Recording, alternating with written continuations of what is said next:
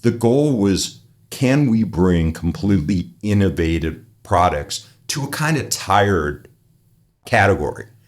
And in the rare chance we can't bring true innovation, then we want to bring something of excellent quality, but it's sexy as hell. So it just looks great in your kitchen. If we can't make it better than what exists, it's going to be as good as the best out there, but it's going to look better.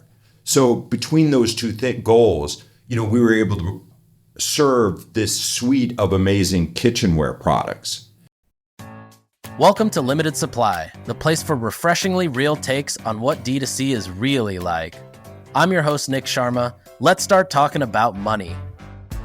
If you're a seller on Shopify, if you're a merchant on Shopify, you sell e-commerce and you use Shopify, then let me tell you about an app that you absolutely need to use. It's called Aftersell. It's the fastest growing upsell app on Shopify, and it helps you do a few different things.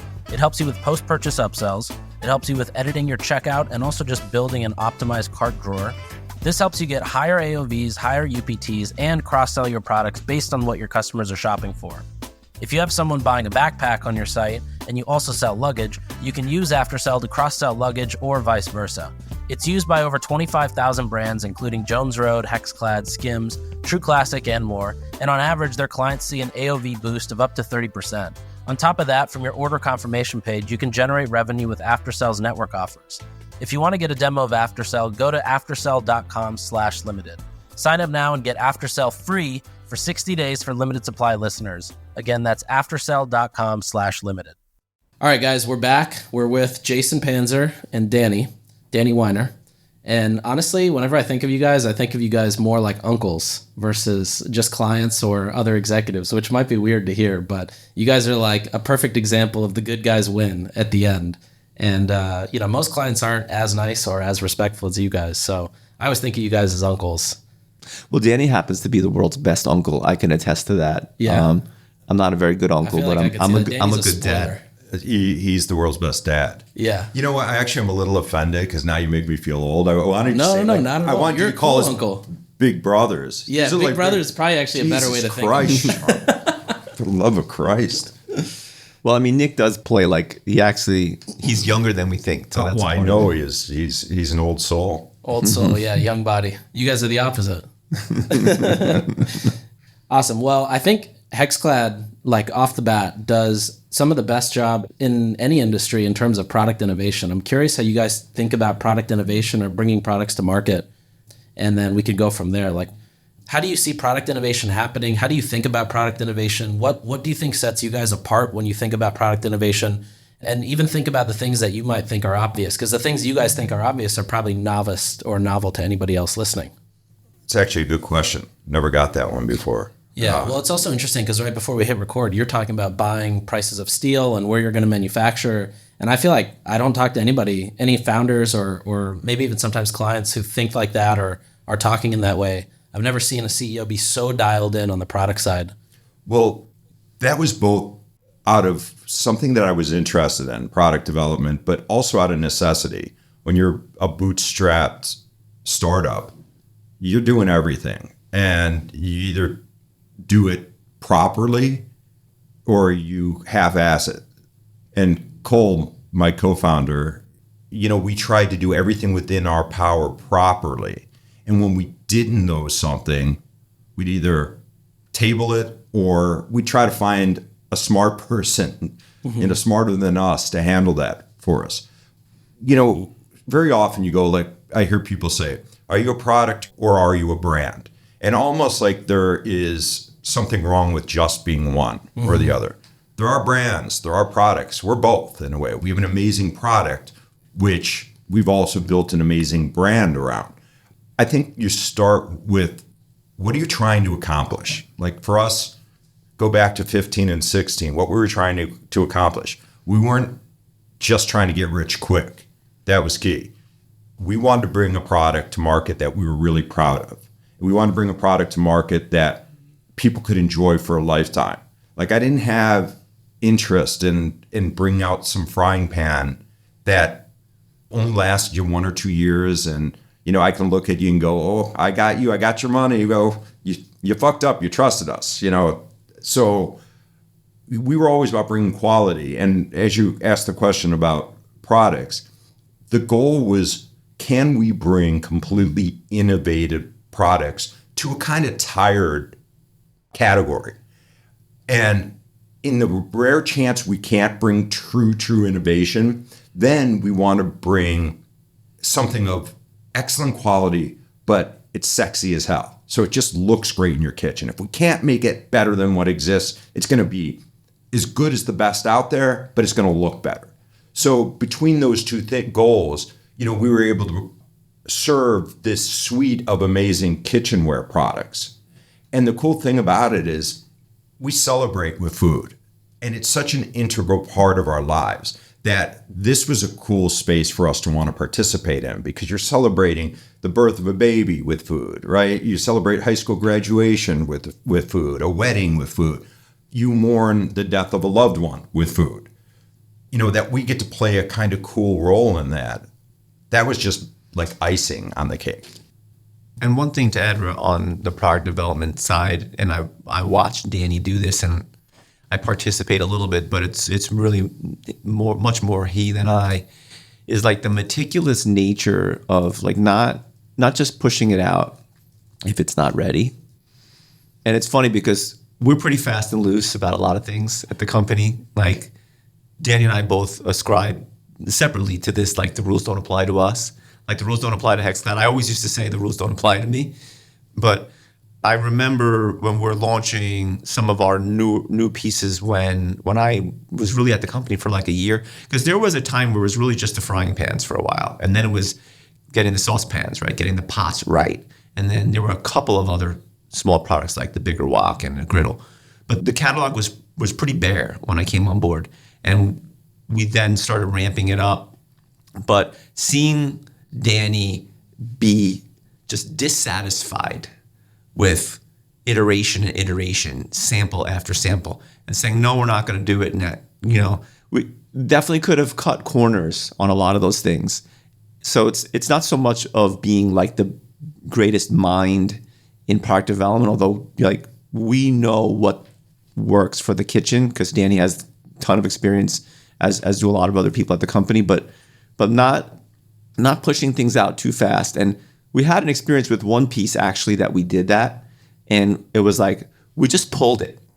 We relaunched it again. I won't name it, but we relaunched it again, and it's doing really, really well because we knew it would do well, and we did kind of rush it out like the one time, and that was the only time we've ever done it. And now I've seen it even with the very original frying pan. Danny probably spent on a year and a half or more. Could have probably taken something to market sooner, but so we do try to be pretty rigorous about that, and we've got a couple of big drops that will come in the next year, and we honestly don't know when because we're just not going to drop it until it's ready. And these are big category openers for us. So that meticulous nature is, I think, something that people don't really think about. I'm glad you brought that up because that does say a lot about us, like what we believe in, because that piece that Jason spoke about, I am pretty sure we could have gone to market with it and nobody would have known. And it was something minor, but it was a manufacturing problem. And we'd already run a pre-sale for it.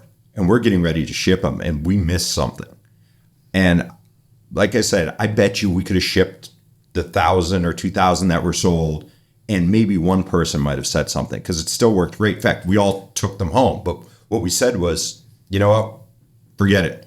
Let's refund everybody's money. Tell them we ran into a snafu. It's coming. We're going to notify you. And we went back to the drawing board, fixed that one little thing. It was really cosmetic. It wasn't functional. And we basically ate a 40-foot container of cookware, maybe two. Like that's actually real money. Yeah. But it was just, we could have sold it, but this is not the way we're going to run this business. Yeah. I remember about 10 years ago, my first job was basically selling advertising as a service. Like I remember selling to Hakkasan and saying, guys, I know exactly which cohorts of people just bought a flight ticket because I can see that on Facebook. I know who's browsing travel websites, who's about to fly. I can see whose birthdays are coming up. And I remember thinking it gave me such a big leg up or an advantage to know everything about Facebook's targeting capabilities when I was selling the product versus everybody else who was selling could just tell you like they're going to buy Facebook ads, but they couldn't speak in great detail. And when I think of Hexclad's product innovation, I feel like you guys fully understand the extent of what's possible, which is how you're able to make such innovative cookware products for the kitchen, whether it's the pans, whether it's the pepper and salt mill, whether it's the cutting boards, whether it's the aprons, whether it's the knives. Like, how did you guys get the experience, or do you use outside consultants around product innovation, or how do you drop something that is so innovative every time? It's different in its own way, but it does the job as it should, and it's not backed by, I mean, you guys aren't necessarily going out and asking customers every time, like, hey, what should we launch next? Because also they wouldn't give you those innovative ideas because they don't know the extent of what's possible. We don't use any outside consultants or to do any of this. We do it all in-house. You know, one, we listen to the consumers, and you have an advantage. Like, part of like when I decided I wanted to start my own company, one of the main things was the company I was at didn't believe in community. And that was like, everybody's heard me, if they've ever heard me on a podcast, I talk about the guy I went with, showed him Facebook, and he's like, trust me, kid, this is never going to last. And we were like, we got to start our own business because we want to start a community. So the advantage of a community is you open a line of direct communication, right? So I can go on to, Facebook and see what people like, what they don't like, what they want. That's like a cheat code to market. There's less guesswork involved. Now, that's really easy with, say, adding new pieces of cookware. Now, when we do something else like the pepper mill and the hex mills, then it comes to like usually me going, God damn it, I can't find a good pepper mill. And then we start talking, should we do it? And then we're like, how are we going to make the best one ever? Now, you've used our pepper mill. Yeah, they're weapons. Yeah, they're great. They're the best on the market. And we've had the best chefs in the world telling us that. And I'm really proud of that because I just remember like going into a restaurant and watching them twist the wooden ones and nothing's coming out, or I'm getting giant chunks of pepper and pepper dust. And I almost broke my teeth on a peppercorn in the salad. And so what we did was, we set the goal and reverse engineer the product based on what the final goal was. And it took us a long time. Took us a year and a half to make these pepper mills. I don't know if you're comfortable sharing, but like, how much do you guys invest into product innovation? Like, even just, I'm sure there's ideas that you guys put together that maybe didn't hit the market. So we have a team. It's not a huge team. It's a handful of people led by Danny. But certain things will, like if we work with manufacturers, we have a product sourcing and then we have product development. And it's like this iterative process. So we probably only have a handful of FTEs working on it, but we've had a pretty good roadmap of pieces that we wanted to drop over time. And so we've just been ticking off pieces. And then the more innovative stuff requires more. I can't talk too much about it because there's a few big things coming down. But like, for example, there are certain things like we'll use an engineering firm. We'll go to them and be like, okay, this is like a real engineering feat that we're going to do here. So on that, and that's like, we're probably on that product with outside help with the engineering firm, we're probably in it for like $500K, but like nothing crazy.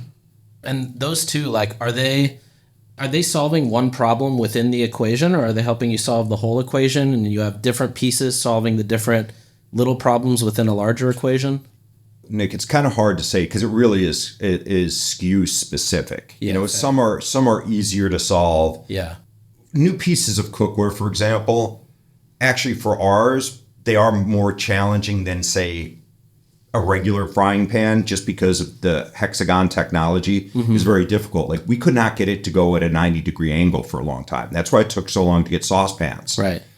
Because it was like we couldn't get it to work. Finally figured it out. But now it's so hard to make our pans, and where some people go, oh, well, they're expensive. We're like the other guys, but it's hard to make ours. When we start out making them, we have to throw away 17% on average. Wow. Till we perfect it. And that's okay because we have a very strict inspection process. And we're like, we're going to have to eat 17%. till we get it down to where we really know how to do it. It's cost of doing business, but that's how you do it, where you don't go to market with something that's not quite ready or that isn't to the standard at which we want the product to perform. Totally. But I would say the simplest answer to your original question is like, what do you spend? We spend whatever we need to spend. And sometimes it's a little and sometimes it's a lot. But essentially, one, we don't build a product based on a price point. We're like, if it's a good enough product, it's going to cost us so much to make. And to be able to market it effectively, we need to charge X for it. Mm-hmm. And we feel if it's a good enough product, we can find a way to justify the cost to the consumer so they feel that they're getting a value. And that's actually something most companies don't do. Most companies, in fact, some people that we've hired from some other kitchenware companies, they're like, we have to hit a $3 target for that thing. There's no way, like that's it. And quality be damned, we never operate that way. And if it's too expensive for people, it's going to be a niche product. And I'm just glad we accomplished making it. Right. It's a $1 billion niche company. Have you ever wondered how brands like Jones Road and Hexclad are optimizing their customer journeys by increasing AOV and post-purchase upsells? Well, they all use Aftersell. Aftersell is used by over 25,000 brands and has been shown to boost your AOV by up to 30%. Not only that, but they also have a proprietary network offers feature that has generated tons of net revenue for brands like Perry Ellis, True Classic, and American Eagle. This allows you to drive sales on your own site and add additional revenue through showing ads in your post-purchase funnel. If you're interested to learn more, get a demo at aftersell.com/limited. Sign up now and get 60 days of Aftersell free for limited supply listeners. Once again, that's aftersell.com/limited. All right, so diving off community, one of your fans, followers, customers is Gordon Ramsay, who then ended up becoming a partner in the business. But in a very interesting way, like Hexclad has never felt transactional with Gordon Ramsay. It's always kind of felt like a very natural partnership, like whether it's the content he makes in the warehouse or the way he promotes it or uses it on his own social media or the assets that we end up using as ads or on landing pages. Like everything feels very real, authentic, and as if it's just, this entire thing was his idea. How do you guys think about positioning with Gordon more so than just the leveraging him for sales, but really the positioning of how does Hexclad sit in the market with Gordon at a store level, at a massive brand level, on a micro level? Let me jump in real quick, and I'm sure Daniel will have a lot to add. We always thought Hexclad was a real company before Gordon. In fact, that's why we got Gordon, right? Like we weren't at 9 figures yet, but we were mid 8 figures, and we were making money because we were bootstrapped. And so we were able to tell a good story around that. But at the same time, it wasn't one of these creator-led brands or celebrity-led brands that launched it. So Hexclad was a real business, and that's why we got him. And we always wanted to maintain Hexclad as Hexclad, not as Gordon Ramsay Cookware. At the same time, we are very protective about Gordon, and Danny can get into that some more, but we don't want to have Gordon be a pitch man. We want him to be an authentic lover of the product, and I think that's the way it's worked out. And you see that whenever there's something cool going on, Gordon thinks about Hexclad. Gordon dropped on his YouTube and Instagram yesterday Hugh Jackman, Ryan Reynolds, this Deadpool thing, where we just made some custom aprons for it because Gordon's team, it's not just Gordon, his team is amazing and we get along with it. They're always thinking about us because we are very careful in how we use Gordon at Hexclad. Yeah, I feel like most celebrity adjacent or celebrity attached brands, their whole strategy is like, all right, let's open the door for consumers using the celebrity. And then when they get here and they come inside, they'll see the efficacy of the product, which will then sell them. But with Hexclad, it's the opposite. It's like the product innovation and community open the door. And Gordon is just another proof point of, if Gordon uses it, why wouldn't I use it? That's a really good assessment of the way we do use Gordon. The key thing too is you look at these celebrity product relationships, and there are people that do them a lot. Like, obviously the famous ones are Ryan Reynolds and George Clooney and Kristen Bell and Dax Shepard. But the fact is, those are celebrities who believe in a product, like the product. Gordon believes in our product, but he's also the greatest chef in the world. So, it's like Ryan Reynolds, who I think is fucking amazing as a businessman. He's not the world's best gin maker, or maybe he is, but, that's not really It's not his brand. his skill. That's not what he's about. Here we have the world's most important chef, a guy that's had 3 Michelin stars at his flagship restaurants for 23 years straight without ever losing a star. Wow. He's the governor, he's the man. And so now we got the best, early on, Jason was like, we got Michael Jordan. Yeah, we did get Michael Jordan. If we were a basketball company, we're like, we got Michael Jordan on board. That's what we got. And we got him not because he's like, give me $1 million and I'll film a commercial for you. And it was a simple transaction. He was like, in fact, when we got him on a Zoom call, Jason and I, during the pandemic, had our first Zoom call with him. And, Gordon. Did you tell him about your vodka shot that you took prior to the Zoom call? It was Woodford Reserve, actually. Okay. I was a little nervous. Just to calm the It was jitters. 8 a.m. I had a coffee, and then I saw the Woodford sitting there, and I just quickly threw a shot in the coffee. Nice. To calm, like I was doing the call with the shirt, but I was in my boxers. For sure. And we log on, it's just Gordon's face there. And he was like, I look at him, and he's like, Danny. I go, Gordon. And Gordon and I can both talk. So, like, the two of us just at each other. But we're on for like almost an hour and a half, about an hour and 20 minutes, and talking about everything we want to do together. And the first thing Gordon's like, he's like, I don't need the fucking money. He's like, I like the product. And I'm like, great. And he immediately was like, I'm going to put it on my shows. I'm going to cook in my restaurants with it. We're going to grow this into the biggest thing. And that's how he's always been, which is really, it's so like refreshing. Like people talk about it. Like whenever I've talked to anybody that has a celebrity partner, they have no interaction with them. Yeah. I mean, And also, you typically are going through like an agency, whereas you guys just went direct. yeah, it was just through an Instagram message. And then we started talking. And now, like, I talk to Gordon probably once a week. And sometimes we just shoot the shit about life. And sometimes we talk about business and strategy and what we can do. And he'll be like, I'm doing this. I'm talking to F1 about an event. I'm going to see how you guys are involved. And, and it's good. And, like, we're also tight with, like Gordon's business manager. Like, we go out for dinner. We have drinks. We drink wine with them. His whole team is like, They're in it. We're kind of like a family. And I think that's really key because that became normal for us. So now anybody who comes on, like, we have what we call our culinary council. And this was an idea we had early on. And, like, at first we didn't know what to call them. So we used to call them the Avengers, like a team of the greatest chefs in the world. And we're not quite done. But, if you're a foodie, we have like the world's greatest all-star band.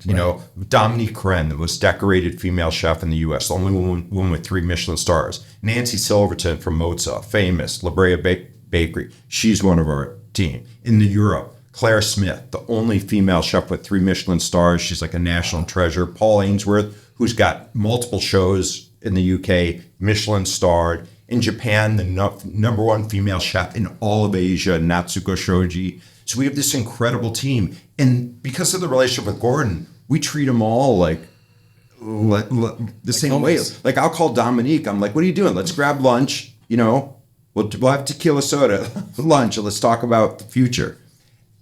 I think that's kind of what makes us special because we treat everything like a family. Whether you're in the office with us, we treat you like family, or whether you're an influencer, an ambassador, we even are affiliates. We try to support them as much as we possibly can. And you hit the nail on the head with the term transactional because you hear horror stories about celeb deals that are they're just super transactional and you kind of know it. And like we were very fortunate that the stars aligned for us with Gordon, and we brought a great product to the table. And it wasn't like he was getting some Series C equity in something that may be worth something one day. It was like we're able to show him, actually, you're going to be making money the first day you set foot what the first day we're post to you. But we've seen it before. We've been pretty good at avoiding it, not always, but like that's the message. The transactional relationships, like they just don't work. And people, when we were starting the conversation with Gordon, some good friends of ours were like, hey, be really careful with these celeb deals. And we hired a really good law firm that did a lot of these things. And, with my background and Danny's street smarts and business acumen, I think we caught a very, very good deal for us. That's Jason saying, bring up the fact that I have a drama degree. I didn't go to business school. He didn't go to business school, but he's pretty good with arithmetic. Yeah. And so, we were very careful on how we did it, and it worked out. But those transactional relationships, you can tell, like you got to figure out a way to get someone to be really bought in to the mission. And then, like, how do you think about, so adjacently, like the Hailey Beiber deal with Kendall Jenner?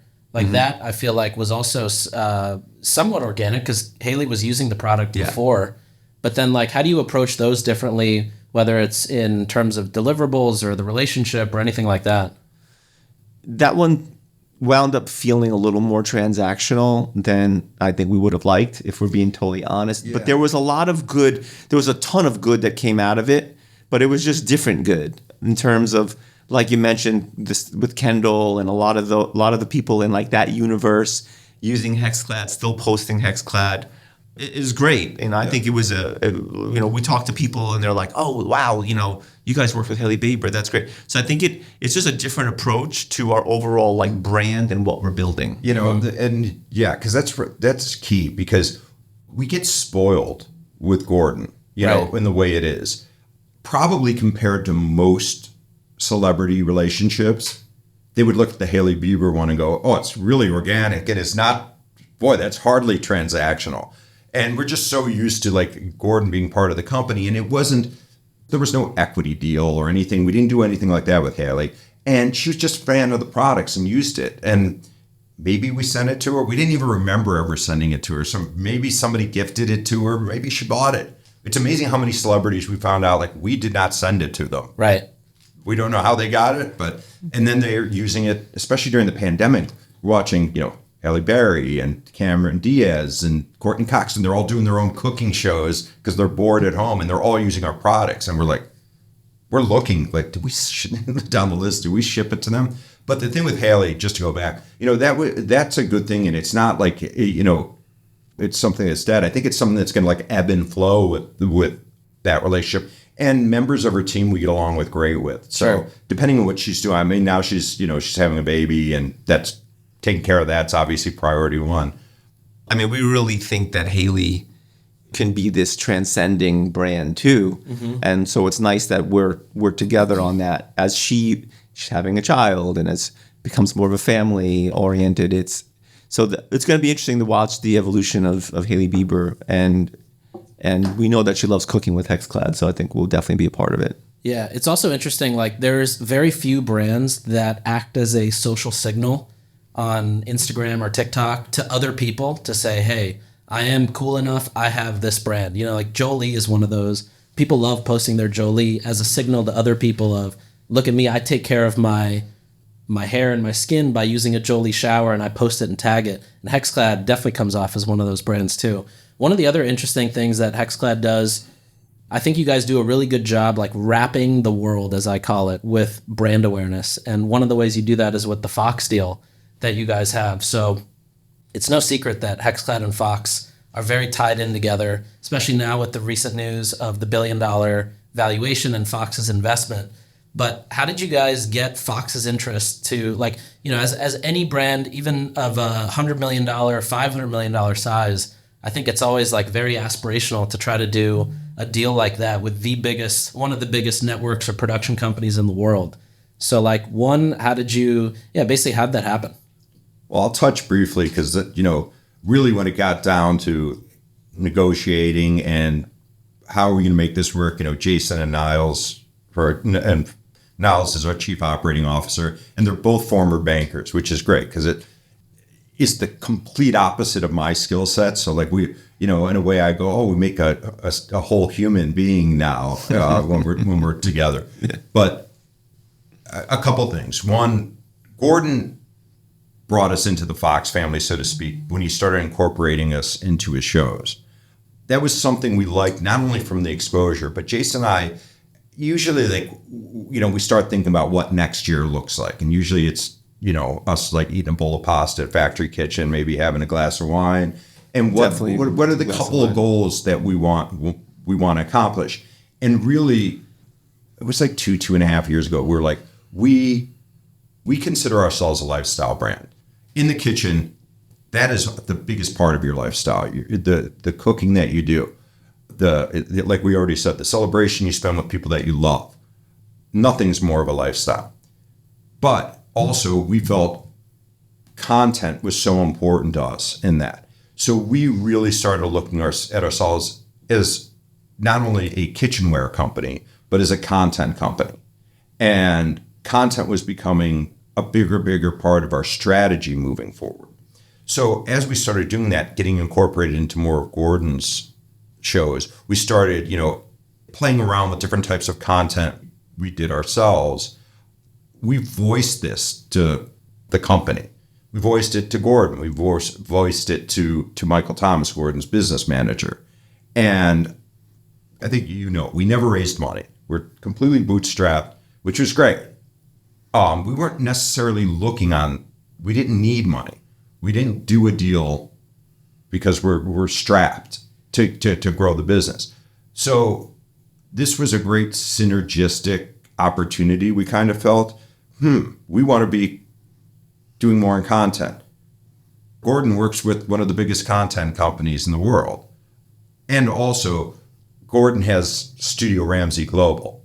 And essentially, this is a partnership between Fox, Studio Ramsay Global, and Hexclad. So why build everything on our own when we can bring this incredibly talented company into the fold to achieve our goal? So that got the conversation started. And then it took a long time to make this work, to figure out what it was. I mean, Jason and Niles worked their asses off for an entire year on this. But I'll let you talk about the trials and tribulations of it. But well, what's really interesting about this deal, it's sort of like any deal with a strategic party that I think is, transcends just this deal.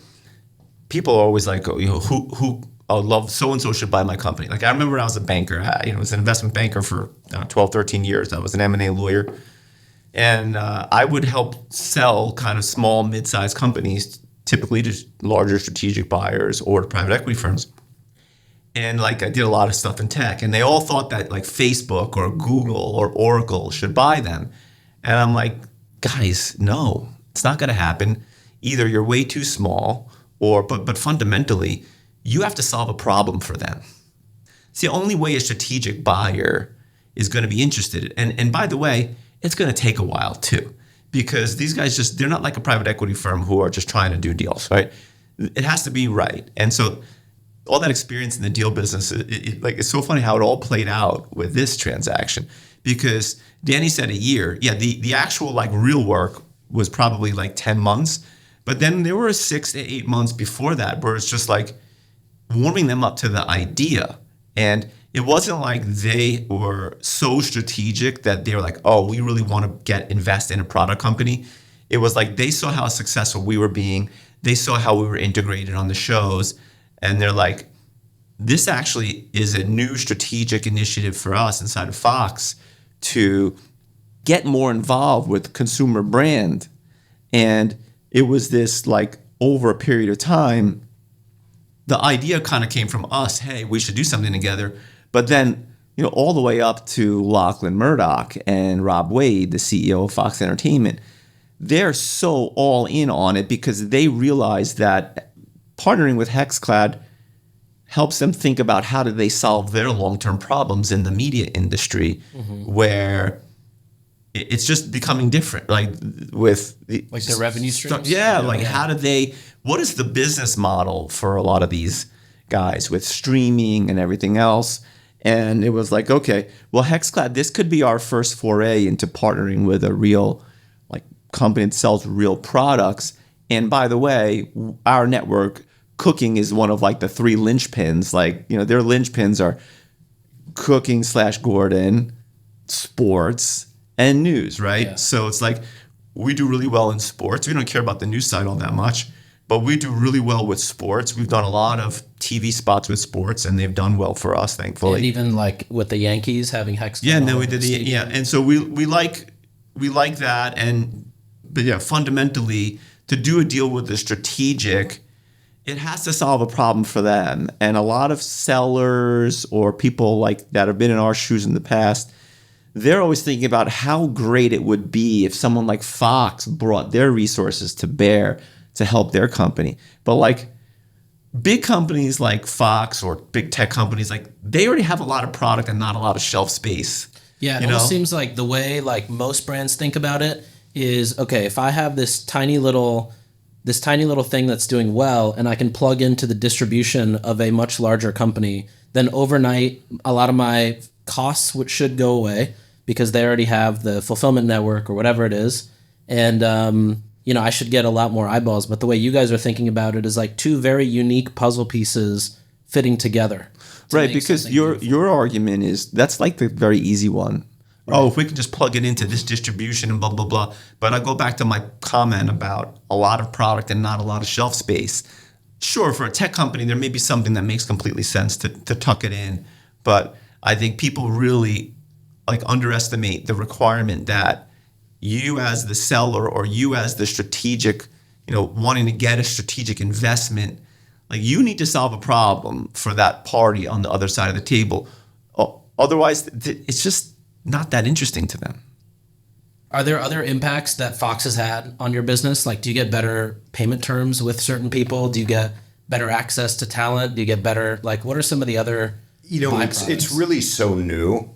I mean, we just announced this, and obviously it's been done for a little bit of time, but we just had to figure some stuff out, before going public with it. So it is new, but I would say that Fox is being very, very enthusiastic about opening various opportunistic doors to us, across their platforms and programming.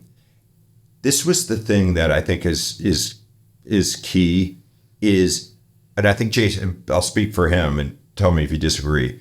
I think we're very confident in the belief that their goal is for this to work and that they're going to be flexible.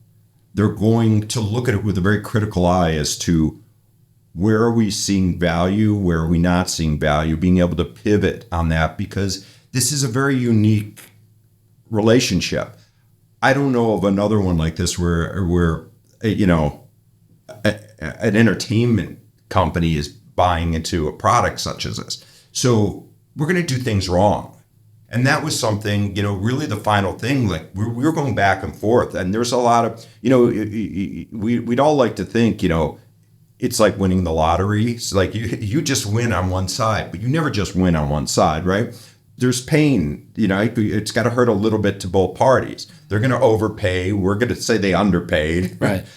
But in January, where maybe I was being a bit stubborn about stuff like I want in the contract, and there's stuff that they're like, we can't put it in the contract. And, and I flew to London to meet with Gordon and Michael Thomas, Gordon's business manager, and, and Rob Wade, the CEO of Fox. He got on, he goes, look, there's things I can put in a contract and things I can't put in a contract, but let me look you in the eye and say, I am committed to making this work. If this isn't working, he goes, we're going to pivot and try something else. He goes, because I'm taking a risk. He's like, I'm putting my head on the chopping block for this. And it was really good to hear that, because like it resonated, because I'm like, I got to sign something where I would love to know that was in writing, but I got to have faith in you. And since we had that meeting in the winter, I think Fox has proven with their actions and their words that they're going to do what it takes to make this partnership be as successful as it possibly can be. I think we're also lucky almost that we're the first one like this that they've done. Totally. So they're going to be, there's like two ways it could go, right? It could get totally botched, or they could work really hard to make it successful. And I think they've done that. They've really marshaled the resources. But going back to your sort of the original question of what does it do for us, we should stress that we don't think of Hexclad as a cookware company, right? Like Danny said, we think of ourselves as a lifestyle brand, as a best-in-class consumer brand. Like you talked about people on social media, and it's like there's like a validation that they're using Hexclad. You know, it's fun. There's this one woman who was a contestant on one of Gordon's shows, and you know, all the contestants get Hexclad and fall in love with the product. It's really nice to see, and they're all like always reaching out to us, and we get to know a lot of these people. They're good, great people. But she was like, "Oh, I'm cooking in my Hexclad wok, you know, because it's a flex." So to hear stuff like that, and it's funny. Like last summer when we were in the throes of this thing, you know, we already had the idea and we were already getting close to doing it. But like the all-in pod, which a lot of us love. They were talking about, you know, consumer brands having to become content companies. And we'd been thinking about that for a while already. So it was nice to get the validation from them. But yeah, it's also interesting, though, like their approach to that was get a celebrity on board, and that is the only way out. But you guys are basically the proof that it can be done the opposite way. Yeah, for sure. And build content around. Yeah. Innovation. And this overall, like this overarching mission of ours, and like whenever we make decisions about the company, whether it's our product mix, SKU mix, what are we going to do, it's like, how does this reflect on us as a lifestyle brand? And a lot of people, you know, we like to look at Yeti because they've kind of a very specific lifestyle brand, and I think a more narrow category than we are. The kitchen is huge, and you know, Danny talked about it a little bit. He didn't hit the full five senses Danny bit that I actually love so much, like about cooking appealing to all five senses, but really it transcends just, oh, here is the frying pan, or here is the pepper mill, or here are the knives. It's about these experiences, these life experiences in the kitchen, and I think, you know, Fox believes that strategy. Otherwise they wouldn't do it. And then whatever happens with Hexclad, whether we're an IPO or something else, that's really important for the long-term sustainability of our business. I think there's like probably another 18 million households out there in the U.S. that we can sell frying pans to. So we got plenty of runway, but still that overarching, and then that really opens up all kinds of new categories. Like we could be a media company too if we wanted to, based on all this. So it gives us optionality, but fundamentally that, you know, the Fox deal, I think it reinforces or it proves out our long-term vision for really being more than just a cookware company, for being a true lifestyle brand that make people want to be a part of it. Yeah. And that's really why also some of the partnerships that we have sought out, like when we started these conversations with the Yankees, you know, they never had an official cookware. Right. And they loved the idea, like when it started. Obviously in business, you love the easiest stuff's the stuff you can quantify, right? That type of data is the best because I can look, I did this, it resulted in that. The best thing is your revenue, right? Right. So that, you know, but I love the eyeballs, right? So the Yankees give us eyeballs. Gordon gives us eyeballs. Fox gives us eyeballs. When we get these enthusiastic influencers that are partnering with us, they give us more eyeballs. And eyeballs to me represent more than just potential revenue. They represent opportunity. And it's up to Jason and I to figure out what that opportunity is at a different time. Yeah. You know, you need it eventually to translate into revenue in some way. But there's just a ton of different opportunities those eyeballs provide. So that's everything we do. Ultimately, every decision we make is to generate success in one of those two streams, right? Eyeballs or revenue. Totally. All right. That's all the time we've got for today, but thank you guys for Nick. coming That's on. it? We got to do a part two. I feel like I only got through half the This is stuff. a 5-part series. Yeah, I think this is a 5-part. Listen, anytime you want to shag your ass down to a DTLA, Yeah, I'll be we'll here. meet you here. No I'm gonna come out here more. Thank you guys. Hey, thanks, buddy. This was awesome. Thanks for tuning in. We'll be back next time to cut through the noise in CPG, retail, and e-commerce. And if you enjoyed this episode, then why not share it with a friend? And be sure to subscribe wherever you listen so you don't miss the next one.